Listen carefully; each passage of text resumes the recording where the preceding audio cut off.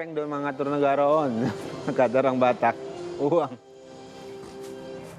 Ya, sampai dengan dialog pagi hari ini kita terus mengundang Bang Andreas dari PDIP untuk bergabung. Nampaknya ada sudah ada konfirmasi tadi malam sih oke begitu ya melalui sambungan Zoom gitu. Tapi pagi ini kita kesulitan ya menghubungi yang bersangkutan ya. Oke, saya mau ke Mas Ipang. Mas Ipang tadi mendengarkan pernyataan Mas Anin dan juga Bang Nahra. Ini kalau dari sisi Mas Ipang melihatnya seperti apa? Dan sudahkah juga ada tanda-tandanya Anda melihat mungkin beberapa pihak yang juga sudah mulai akan masuk nantinya atau mendekati dari kubu 02 untuk masuk ke dalam pemerintahan? Ya kalau kode-kodenya Mbak Rati ada ya, seperti pertemuan Pak Dasko dengan misalnya Caimin kemarin, kemudian Pak Jokowi sumringah dengan Pak Surya Paloh gitu kan. Jadi seolah-olah sudah tuntas untuk ada kode sinyal alarm untuk bergabung ke koalisi Grand Winning Coalition, koalisi yang cukup gemuk dan besar ini. Karena memang apa yang disampaikan tadi oleh Bang Daniel kalau nggak salah bahwa memang kekuatan mayoritas di parlemen itu butuh karena kita sistem presidensial ala multipartai. Jadi memungkinkan harus membuat koalisi besar setelah presiden kalah, mereka menarik kemudian yang kalah untuk bergabung ke koalisi pemerintah supaya tidak dijegal, supaya programnya berjalan lancar dan mulus, supaya memang kebijakan-kebijakan tidak terkesan dihalang-halangi. Nah, tetapi memang musibah demokrasi adalah kalau misalnya nanti sampai anak STM yang demo, pengamat aktivis yang demo karena nggak ada partai yang kuat untuk oposisi, itu problemnya di situ, itu saja. Gitu. Yang kedua adalah memang Mbak Rati, Bang Arif Adil, kita memang harus menghormati putusan MK ini bahwa apa yang disampaikan Presiden bahwa ini sudah selesai, sudah tuntas untuk bersatu tangan untuk membangun Indonesia maju, itu sepakat. Karena keputusan MK misalnya menolak eksepsi permohonan secara keseluruhan, itu adalah memang kemenangan rakyat gitu, karena memang selisihnya tebal, saya lihat hampir 90 juta kan. Itu artinya tetapi kemudian rekomendasi soal tadi PJ, kemudian nepotisme yang dianggap bukan nepotisme bagi MK, itu juga perlu diperhatikan. Tidak bisa juga sebagai angin lalu gitu, termasuk MK tidak menemukan korelasi antara bansos dengan terkait pemenangan Prabowo Gibran. Ini juga perlu saya untuk berpikir waras, common sense, apakah betul tidak seperti itu gitu. Nah ini yang menjadi penting ya, misalnya di kampung-kampung kita terasa bahwa mereka memilih bukan karena soal figur, tetapi karena mendapat bantuan cash gitu, bansos yang 600, tapi itu udah selesai. Jadi ini kan nggak salah kita membangun bangsa untuk memberikan rekomendasi perbaikan untuk pemilu yang ke depan. Nggak boleh juga kita sensitif untuk memperbaiki kualitas demokrasi kita. Bahwa ada masalah soal tadi fatsun politik yang sudah mulai dilindas gitu, bahwa ada juga yang mengatakan meskinya secara empirik objektif atau intersubjektif bahwa presiden bersikap dan bersifat netral, itu pun sulit untuk diwujudkan. Tetapi bagi MK, presiden tidak melakukan nepotisme, presiden sudah netral, itu intersubjektif. Tetapi secara empirik objektif bagi saya presiden sudah tidak bisa bersikap berharap untuk netral, itu yang terjadi. Jadi tekanan juga terasa menurut saya, tekanan di MK itu nggak ngeri-ngeri sedap, bukan main dan tidak main-main juga. Perubahan sikap dari ketua MK seperti yang terjadi misalnya yang sebelumnya menolak nepotisme, kemudian mereka mengatakan bahwa itu bukan nepotismenya, yang disampaikan oleh Bang Nara tadi, perubahan sikap dari ketua MK, apa yang terjadi? Nah itu tadi, Prof. Saldi sudah memberikan kode, jangan jadikan MK sebagai keranjang sampah. Artinya apa? DPR yang harusnya bertanggung jawab untuk proses pemilu, untuk menggunakan hak angket pun yang menempel seperti hak angket yang menempel pada DPR, itu pun tidak berhasil. Nah jangan kemudian ini dilempar ke MK gitu, DPR aja nggak berhasil gitu untuk melakukan hak yang harus dimiliki oleh DPR. Nah itu kode keras dari Prof. Saldi sebetulnya. Nah, jadi sebenarnya kita hari ini ada 3 hakim yang melakukan apa istilahnya dissenting opinion, itu menurut saya adalah 3 hakim yang berani melawan kekuasaan.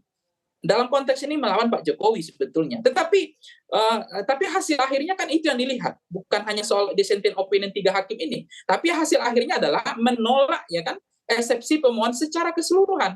Jadi sudah selesai. Jadi ini artinya, tapi kenapa kita nggak mau untuk menerima perbaikan jangan sensitif lah gitu. Ini kan persoalan tadi yang saya katakan tadi harusnya diperbaiki ke depannya supaya ini tidak terjadi gitu. Hal-hal yang seperti ini jangan dianggap sebagai angin lalu, karena kita ingin demokrasi kita baik ke depannya. Kira-kira gitu Mbak Rati, Bang Arif Adil ya. Kita berharap memang ada hal yang ke depannya kalau hasil ini saya nggak kaget karena memang saya sudah mengatakan nggak akan ada daya kejut. Tapi ada daya kejutnya cuma sedikit aja. Ada 3 hakim dissenting opinion itu yang misalnya menurut saya itu hanya daya kejut di situ karena dari pemilu-pemilu setiap namanya istilahnya dissenting opinion ini nggak terjadi gitu.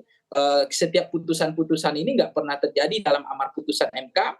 Sengketa pilpres sebelumnya nggak pernah, jadi semuanya nggak ada yang dissenting opinion. Nah ini ada 3 hakim yang melakukan istilahnya dissenting opinion itu gitu. Jadi 3 hakim yang berani melawan kekuasaan menurut saya.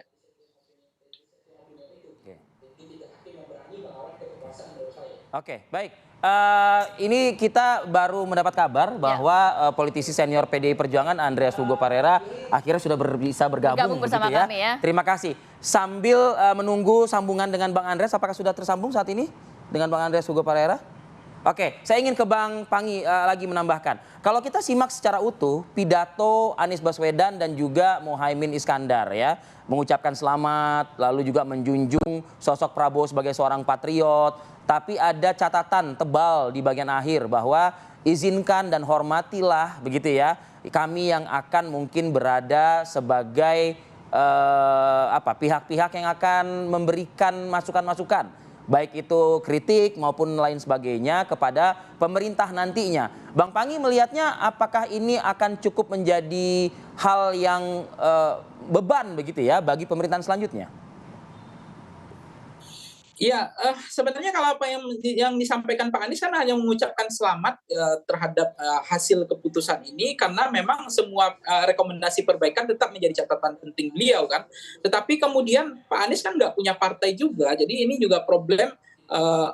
Apa yang disampaikan Pak Anies itu adalah mencari jalan tengah ya kali itu. Karena memang bebannya Pak Anies dengan Pak Prabowo kan masih ada. Bagaimanapun Pak Anies nggak bisa melupakan semua kebaikan Pak Prabowo kan. Artinya bahasa itu menurut saya bahasa yang cukup kompromi aja gitu. Jadi kalau kemudian izinkan kami untuk berbeda sikap, pandangan terkait dengan pemerintahan ke depan, itu kan artinya apa yang disampaikan Pak Anies kan akan konsisten menjadi penyambung lidah rakyat, aspirasi rakyat, atau akan menjadi orang yang berbeda dengan pemerintah. Tetapi kita lihat saja apakah betul Pak Anies akan seperti itu. Karena memang ini kan keinginan Pak Anies tetap ingin memastikan jangan sampai ini pemerintahan kita tidak ada vitamin gitu, tidak ada kritik gitu, tidak ada lagi apa yang berbeda dengan pemerintah. Karena itu yang akan merusak kualitas indeks demokrasi kita. Hanya konteks itu sih menurut saya. Makanya rekomendasi perbaikan itu mestinya di MK ini kan dipamerkan kemarin rekomendasi perbaikan untuk hal-hal itu tidak terjadi kembali. Padahal di hak angket justru perbaikan itu akan lebih baik diapungkan masalahnya, tetapi hak angket kan gagal. Jadi MK terbatas, iya, karena saksi juga terbatas, kemudian semuanya tidak mampu mengampukan masalah. Bahkan isu-isu nepotisme dianggap tidak masalah, bansos juga tidak melanggar, termasuk banyak isu-isu PJ dan seterusnya tidak menjadi masalah penting bagi MK. Baik, poinnya sudah kita tangkap Mas Ipang. Ya, oke. Kita juga akan menyapa Bang Andreas Hugo Parera yang sudah bergabung bersama kami. Selamat pagi, Assalamualaikum. Sehat. Halo, selamat pagi. Aduh, sorry telat. Halo, selamat pagi. Iya, nggak apa-apa. Bang, tapi kita harus jeda dulu sinak ya. Nanti kita akan meminta tanggapan Bang Andreas terkait putusan MK kemarin ya. Seperti apa, sesaat lagi tetap bersama kami.